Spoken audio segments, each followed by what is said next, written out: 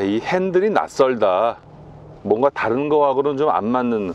갑자기 핸들만 어디 스포츠카 핸들 같은. 스포츠카 느낌은 좋네요. 아니 그냥 그대로 갖고 온 거예요.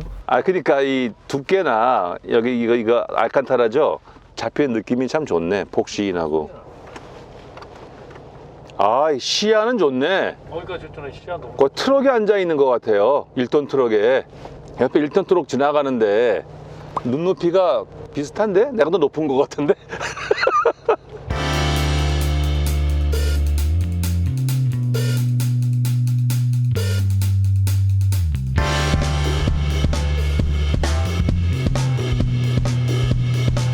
아제라이드 3월달 메르세데스 벤츠 AMG G63. 지바겐. 지바겐. 그러니까 바겐이라는 게 자동차라는 뜻인데, 그렇죠? 외건. G 클래스에 우리나라는 이제 AMG 버전만 들어와서 뭔가 G 클래스보다는 지바겐이 뭔가 느낌이 딱 와. 말 못하게 또 계속 방해. 1분만. 아자가 산만해.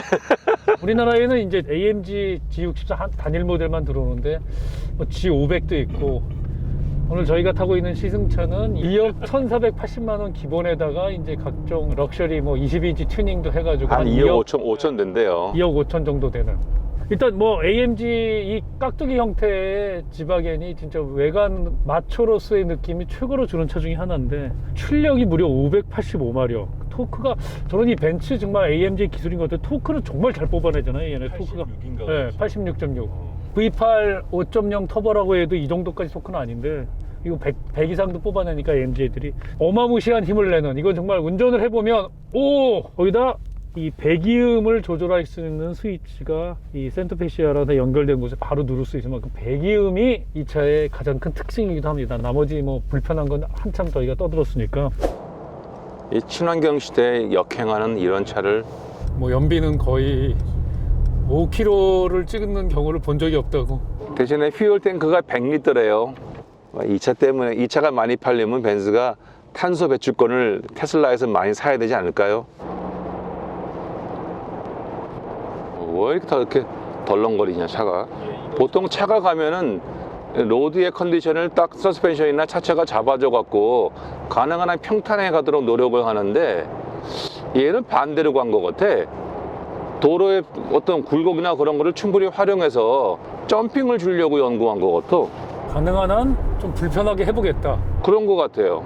제 판매 데이터를 보니까 2000년 전까지는 뭐 미국이나 유럽에서 연 1000대 정도로 팔렸더라고요. 그런 소수만을 위한 차였는데, 이게 SUV가 시장이 커지고 또 양극화가 되면서 2013년부터 양쪽에서 미국과 유럽에서 연 3, 4천 대가 팔리기 시작하더니 이 모델 나오고, 2019년에 자그마치 미국서는 7,400대가 팔렸어요. 유럽에서는 8,700대가 팔리고. 그러니까 이 제품 전략은 이제 레인지로버나 까이엔이나 뭐 그런 것들하고도 길 위에서 경쟁할 수 있는 그거를 지향하는 게 아닌가.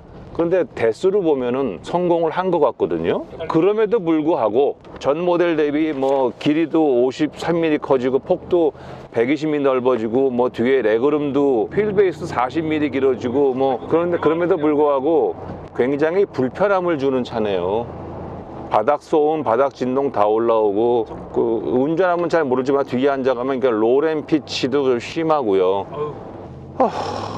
벌써 어지럽네. 벌써 또 그 얘기 오래간만에 들어보네요. 벌써 어지러워.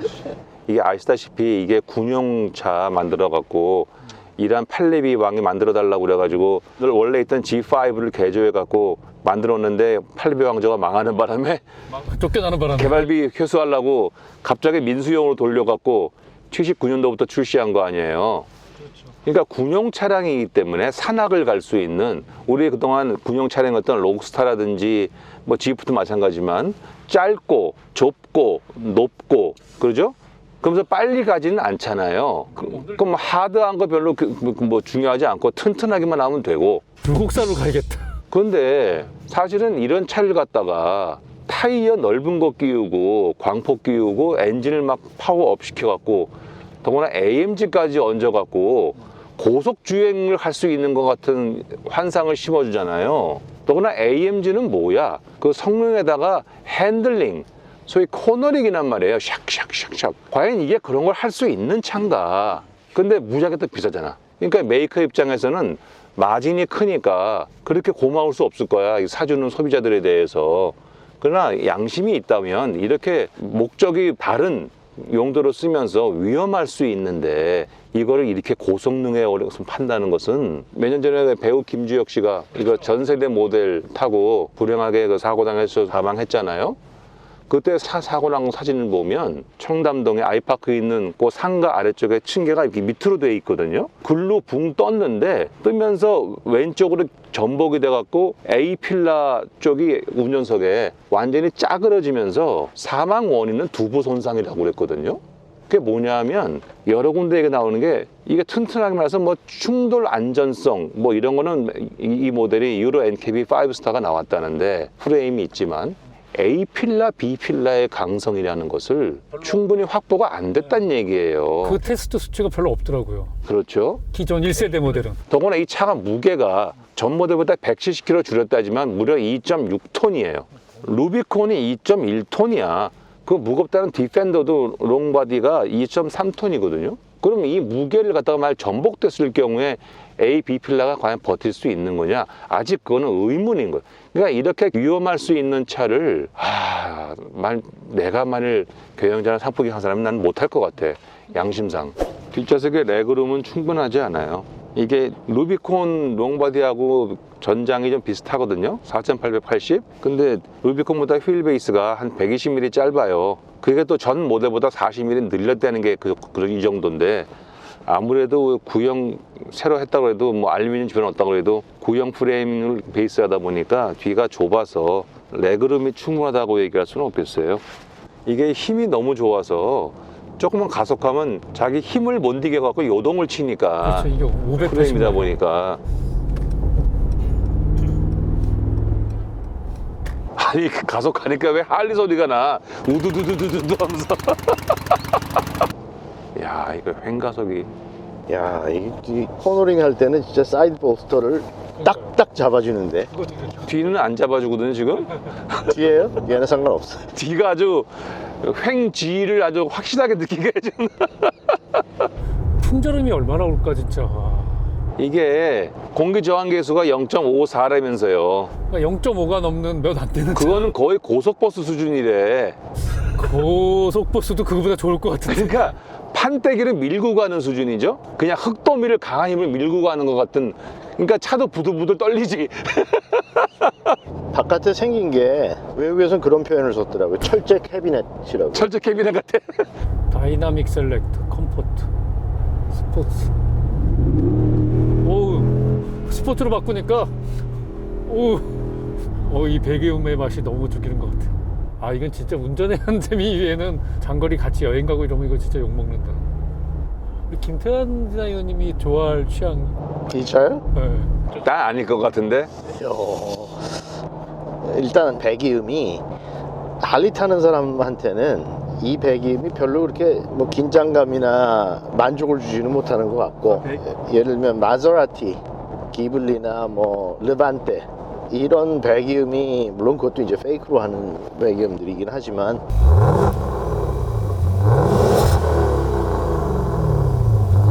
난 그 소리들이 더 좋은 것 같아요. 마세라티의 그 배기음. 근데 확실히 그 전 거보다 그 전 모델은 그냥 그 뒤에 서스펜션이 리지드 엑셀이잖아요.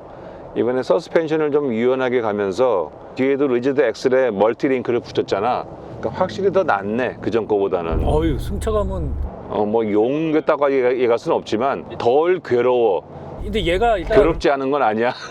지바겐 G500도 있는데 우리나라는 이제 이게 AMG만 와서 워낙에 이게 그거 왜 AMG만 들어왔을까요? 22인치 휠에다가 이게 많이 팔리는 차는 아닌데 우리나라 사람이 또 이런 거 정도 살 사람은 제일 최상급을 좋아한대요. 이런 차를 보면서 느끼는 건 그래도 메세스 벤츠의 경영진이 참 생각이 있구나. 그러니까 이런 걸 바꾸고 싶지 않았겠지. 뭐 몇 대나 판다고 또 그쵸. 바꾸냐. 그냥 팔아라. 근데 사실 그것도 하나 경영적인 판단이니까. 이번에 디펜더가 너무 온로드 지향에 예쁘게 세련되게 나와서 조금 매니아들에게 실망감을 준 것처럼 그렇게 할 수도 있었을 텐데 이 스타일로 그야말로 존버 하다 보니까 어느덧 SUV 시장이 커지고 럭셔리 SUV 양극화에서 럭셔리 SUV 시장이 더 커지고 그러니까 갑자기 마초적인 그런 거로서는 이것밖에 없어갖고 이것도 덩달아 많이 팔리게 되는 사실 이 차를 뭐 유럽하고 미국에 만 뭐 5,000대 6,000대 뭐 딴 데 해갖고 중국도 팔리겠죠. 한 2만 대 이상만 만들어내면 벤츠한테는 엄청난 수익을 안겨다 줄 거예요. 내부 재질도 도저히 뭐 2억 5천만짜리라고 하기에는 이 가죽이나 뭐 이런 스웨이드가 글쎄 뒤에 플라스틱 쓴 것도 그렇고 2.6톤씩 나가게 알루미늄을 그렇게 썼다는데도 결국은 뭐 물론 V8 5.0 엔진이지만 기본적으로 프레임 자체가 그렇죠. 이게 전형적인 기본적인 옛날 쓰던 사다리꼴 네. 사다리 프레임이 레더형 되지. 아 이건 레트로 그대로네. 그 와이퍼도 옛날 모습 그대로. 아, 나는 이 차를 보고 정말 이 차를 사는 사람들을 이해를 잘 못했는데 외국에서 리뷰하는 거 보니까는 아, 그럴 수 있겠구나라는 생각이 들더라고요. 왜요? 그러니까 이 차는 우리나라뿐만 아니라 외국에서도 폼 잡으려고 사는 차라는 식으로 이야기를 하더라고요. 뭐 다른 거 예를 들면 점수도 10점 만점에 7점, 6점 그러다가 맨 마지막에 가격에 가서 점수가 4.5점이야. 오버프라이스라고 그러죠? 네, 그리고 이건 그냥 포부서. 그 남 앞에서 폼 잡는 사람들이 폼 잡으려고 타는 차라는 식으로 얘기를 하더라고요. 그런데 폼 잡으려고 타는 차가 뭐 여러 개가 있겠지만 이런 SUV 타입 험머가 있었고 그 험머도 군용에서 이제 민수용으로 만드는 거잖아요. 쥐입도 옛날에 군용이었다가 민수용으로 만드는 거고. 근데 이 차를 내가 어딘지 옛날에 어떤 친숙한 그런 느낌이 들었었어요. 군용차기 때문에 아니야, 그거 좀 이따 말씀드릴게요. 이건 자꾸 타는 데가 없구나. AMG G63을 타는 이유. 뭔가 남에게 남과 다름을 보여줄 수 있는. 그러니까 딱히 남에게 보여준다는 것보다도 스스로 느끼기에 나는 남다르게 살고 싶다. 나는 독특한 라이프 스타일에 절대 돈이 없는 사람이 아니잖아요. 다른 초이스가 없는 것도 아니고 아주 고급스럽고 세련되고의 익스트림을 간다는 GLS SUV 중에 GLS 마이바흐가 어저께 발표했는데 2억 6천인데 불과 이거하고 1,000만 원 차이는. 근데 사실 엔진은 같은 엔진이에요. 그렇죠. 그래서 어떻게 보면 SUV, 고가 SUV 중에서 양 익스트림에 있는 차를 벤츠가 다 갖고 있는 게 아닌가. 도시적인 세련된 그런 게 있는 반면 이렇게 산악용 마초의 느낌의 이런 것도 만들어 놔서 결국은 라이프 스타일인데 라이프 스타일 치고는 굉장히 독특한, 그나마 이걸로 데일리 유즈 쓰기엔 좀 어려웠던 차인데 2세대 엄밀히 말하면 3세대죠. 오면서 상당히 많이 완화시켜 놔서 샤시도 유연해지고 안에 인테리어도 굉장히 고급화 시켜 놓고 뭐 옵션 많이 넣고 소음도 좀 잡았다는데 뭐 2열 유리까지 이중 접합 유리라고 그러네요. 그래서 잡았다는데 불구하고 조금 그전보다 편리하고 편안해진 거지 이 자체로서는 굉장히 터프한 와일드한 그런 느낌을 주는. G64 AMG의 가장 큰 특징 중에 하나가 오프로드인데 이게 뭐 오프로드죠.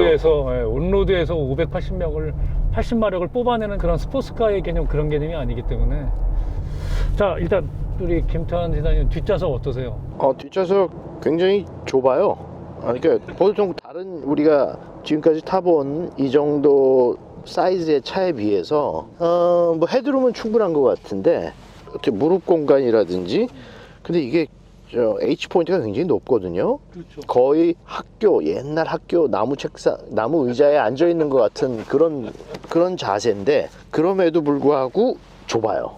굉장히 좀 이렇게 타이트한 느낌. 근데 제가 이전에 나오던 G바겐 저 아는 분이 이거 가지고 계셔가지고 작년에 그걸 타본 적이 있는데 오히려 그거보다 인테리어가 조금 더 좁아진 것 같은 느낌이 들어요. 도어 패널이 조금 더 이게 두꺼워진 것 같은 느낌이 들어요.